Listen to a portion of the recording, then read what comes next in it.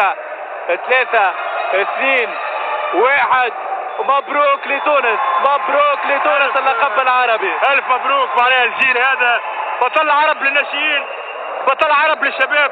ان شاء الله يكمل ببريستاسيون باهيه ويكمل بكاليفيكاسيون معناها ويكون ما بين 8 الاوائل في بطوله العالم. جيل تعب برشا الجيل هذا معناها.